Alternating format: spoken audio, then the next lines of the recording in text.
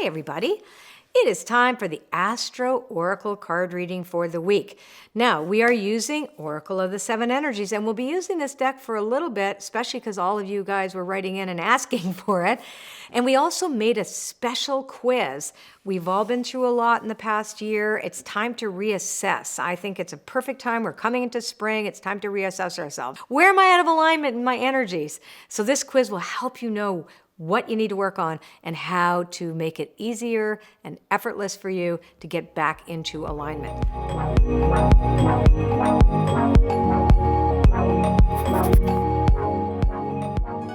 Okay, so we're going to start with Aries. Those of you who have seen me do this before, you know that I'm asking you to look for your sun sign. And then the second group of cards are going to be your rising sign or your ascendant, and then your moon. And you're going to go to astro.com. If you don't know how to find those things, it will tell you exactly what to do. Okay, so we're going to have Aries. Aries is our first, and Aries 3 cards. Oh, this is nice, Mark. Of course, I always say Mark. You all know my husband's an Aries by now, right? So intimacy, beautiful connections this week for Aries. It's a soft week. You're in harmony. You're actually having a really great experience with the people closest to you this week.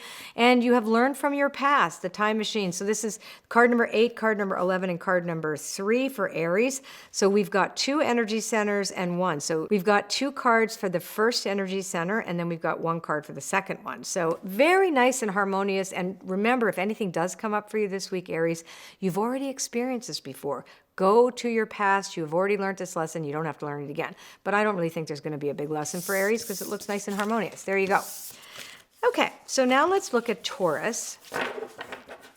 You notice as well that the zodiac always goes exactly Aries, Taurus. There's a sequence for the zodiac, and it never bounces around. So you'll always see me do the exact same sequence every single time I do this because that's the sequence in which they are meant to be read. So Taurus now, we'll pick up 3 cards for Taurus. Interesting, we got Let It Go, Close Encounters. These are cards that are in the reading. So this is very interesting. So Taurus, you may be dealing with some real heartfelt forgiveness and compassionate reconnection with people. This is a beautiful week for you to heal whatever in the past has been awry. You have 2 cards that relate to the energy of the heart and 1 card that relates to intimacy and boundaries. So I think you're going to get an opportunity, Taurus, this week to revisit some of the old hurts and to make peace with them finally, because it's really a week for you of healing and letting yourself out of the prison of your own making, if you will, with these cards. Now let's look at Gemini. I'm going to shuffle these pretty good. These are beautiful. My artist is multi-talented. Her name is Jenna, for those of you who are new, Jenna de la Gratalia. And she has an extraordinary way of working with photographs. So all this art is digital art. So she is very talented. Okay, so here we go. This is for Gemini. Gemini, here we go. Gemini, the divine matrix, the number 44, that's the energy of spirit. Then we have bearing fruit, card number 12, that's the second energy of intimate relationships and boundaries, but shows evidence of the positive stuff that you've worked on. And card number 3 is one of my favorite cards, card number 39, which is the energy center relating to imagination and intuition. It's called Wish Upon a Star. So for Geminis, you are rocking it this week. The divine matrix means that you really are seeing evidence, and this is this card, evidence that spirit is working in your life in the most uncanny ways. And you're starting to recognize, or you're seeing it in a different way, that in fact your dreams and desires are the same as the dreams and desires of spirit. So spirit and you are on the same page this week. So I always say that when you get these cards together, it's time to make a wish. When you say wish upon a star, it really means that you have to recognize the possibilities there are for you and to trust that when you surrender them without attachment, that in some form they will arise. And it definitely shows that this week you will already see evidence of this happening to make you want to do it again. Very cool for Gemini. All right, shuffle them up again. Let's do this. And now this is for Cancers, Akamwa. Little crabby girls, moon children that I am. Here we go. Cancers, yes. Sovereignty, the royal U, the uncharted sea, and the Grand Symphony. Wow, good for, boy, I'm looking forward to this week. So this is really great. The Royal U for Cancerians, that's card number 16, and it relates to the Energy Center 3, which is all about your identity, the right that you have to be here and the right you have to be yourself. So this is about your personal sovereignty, that you can say yay or nay, that you get to make choices, that comes from you, not necessarily from your willfulness, but there's a high self-worth and self-esteem that goes along with this, that you have come this far and you should be proud of yourself. Now, the Uncharted Sea is representing, this is also the art on this one is my favorite, card number 46, and it represents the relationship that we have to the stories that we tell about our spirit. And so the Uncharted Sea says that you may be sovereign. In other words, you know how far you've come, but you're also stepping into uncharted waters, which means this is new for you. Something new is coming to you, and it's beautiful. Why? Because the Grand Symphony is there. And the Grand Symphony is card number 27, relating to the energy center of the heart.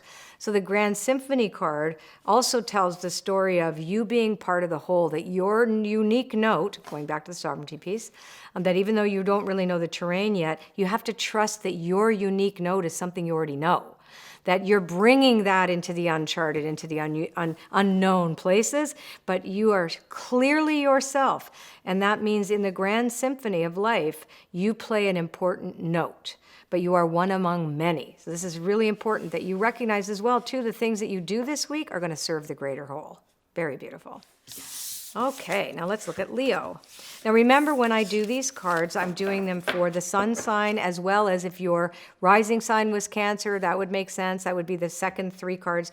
Or if your moon was in Cancer, then you would read those 3 at the end. If you have, say, your triple Cancer, you would just read the 1 and then recognize that that's important. So it just depends on what sign. If you have a double sign, it just means it's doubly important. Okay. Alrighty, now let's take a look at Leo. Oh, back to Let It Go. Beautiful uncaging. Ooh, this is very interesting. So Leo, you are this generous sign. 24 is the card of the heart. Again, we had that in the weekly reading. This is really about letting go resentments and really letting go other people's projections on you. The beautiful uncaging is about letting go guilt. That's oftentimes what you feel bad about isn't yours, right? So this is card number 14 that is in the second energy center, about relationships and intimacy and how that operates in you. It's also the card of the people pleaser. So you have to really heal that part where you just want harmony at all costs and you just want to say sorry for something you didn't do. So I think that's also really key.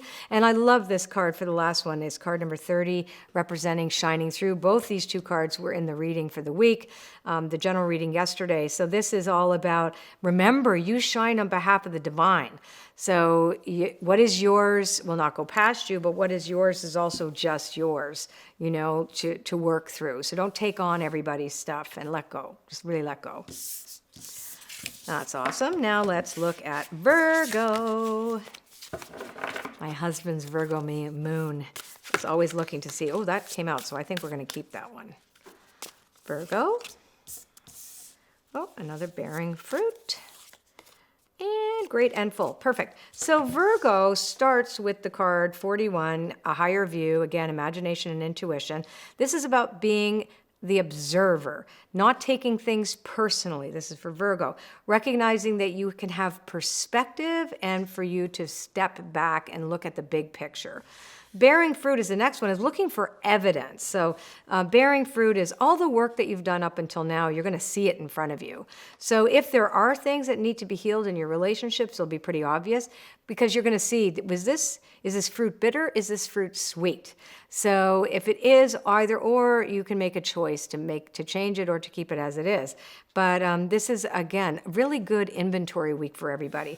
And then great and full, which is that card in the, again, Energy Center 1, that relates to the sense of fullness that we have when we use gratitude to discover our world around us and to define it, right? If we define everything through gratitude, it's a very different perspective than we see through the eyes of lack. Not for Virgo. I so enjoy doing this.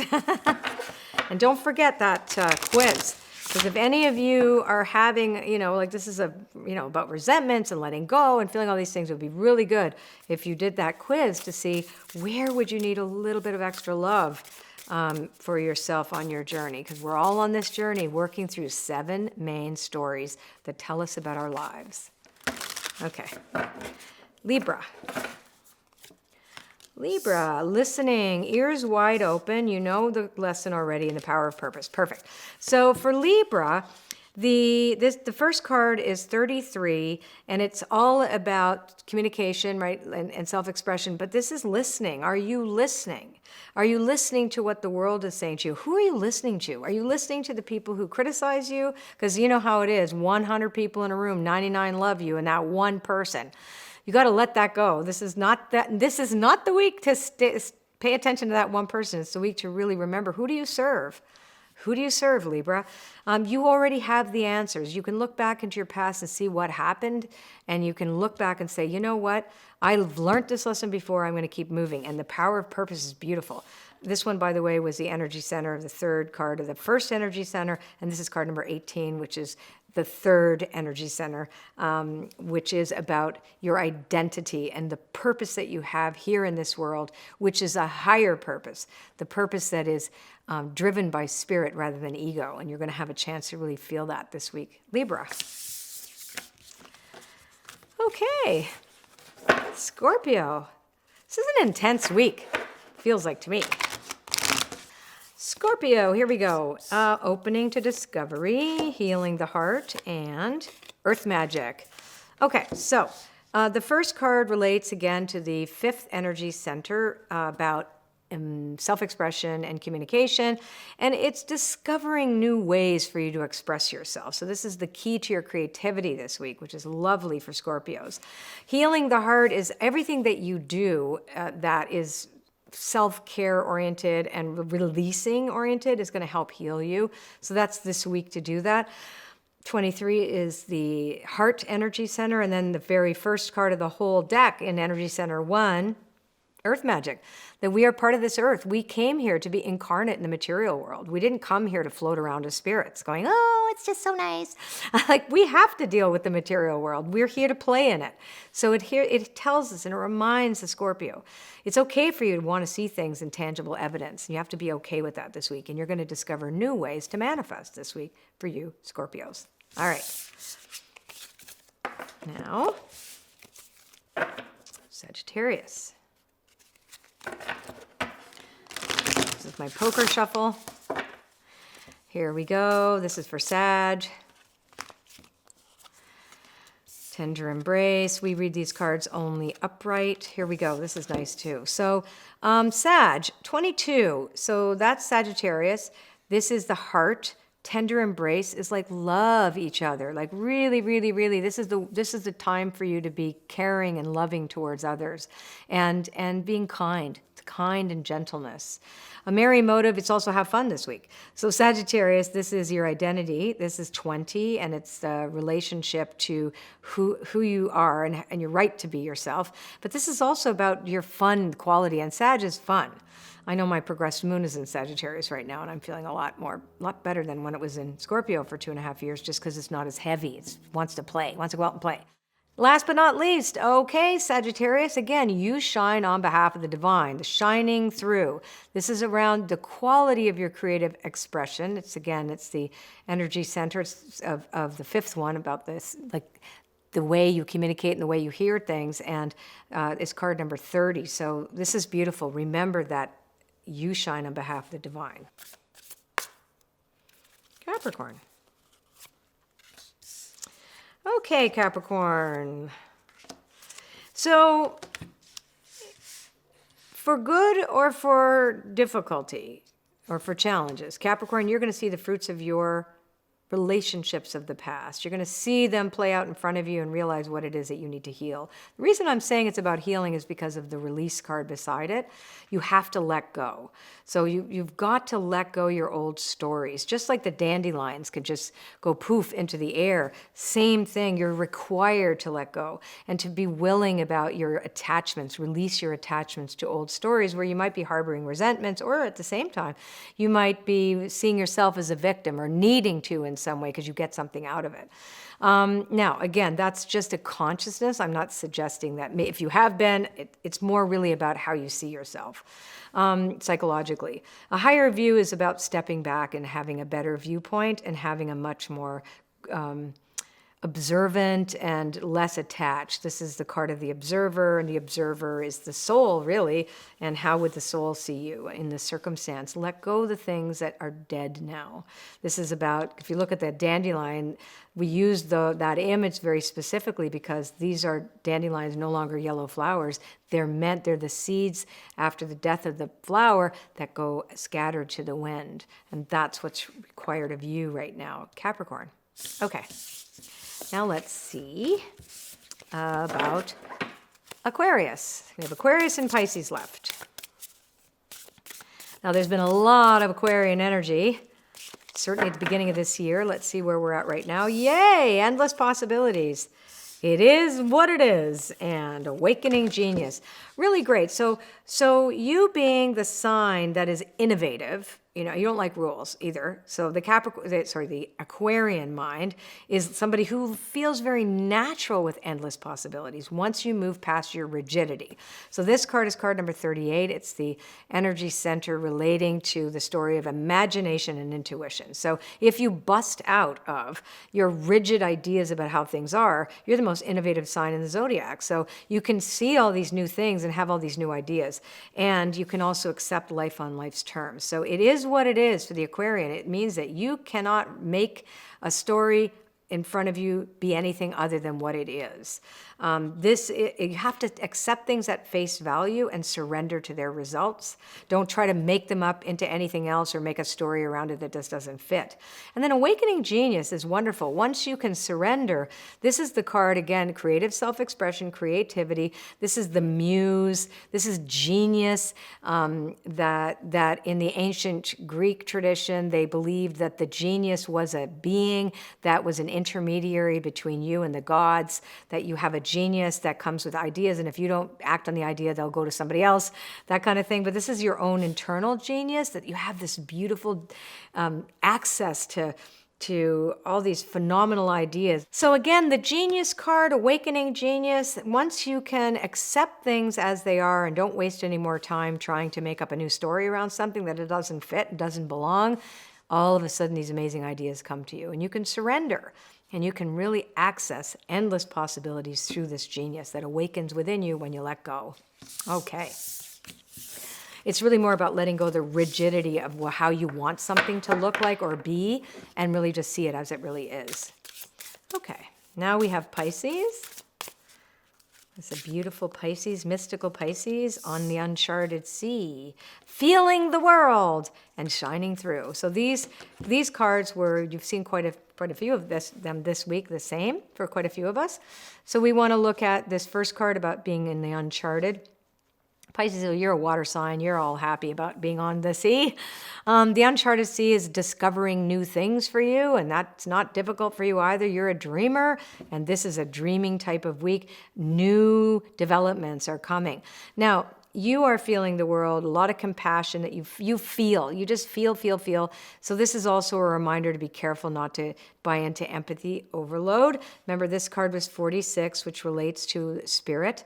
This is number 13, which relates to the way we communicate with each other in terms of our intimacy. So you might be too intimate with the world. Even though you're on uncharted waters, you still have to set boundaries. And then shining through is reminding ourselves that you have a partner in spirit, and that you aren't doing this world alone. And so card number 30, which relates again to the concept of self-expression and creativity. Ooh, you're inspired this week, which is nice, very nice. It's a pretty interesting week. Dying to hear what you guys think about it. Okay, don't forget the quiz. The quiz is awesome. You got to take that quiz. You know where to find it. There's some place here you'll see a link and you can click on it. But anyhow, if you like the video, well, like the video, like my page, and share it with your friends. Love it when you share it, and leave a comment. Let us know what you felt and how closely in alignment these readings were for you and your signs. Okay, see you next time. If you want to subscribe to my channel, well, click on that button and then click on the bell, and that will tell you that you will get a notification when my next videos are out. Hope you like these videos, and if you do, send me a love note below, and I'll see you next time. Take care.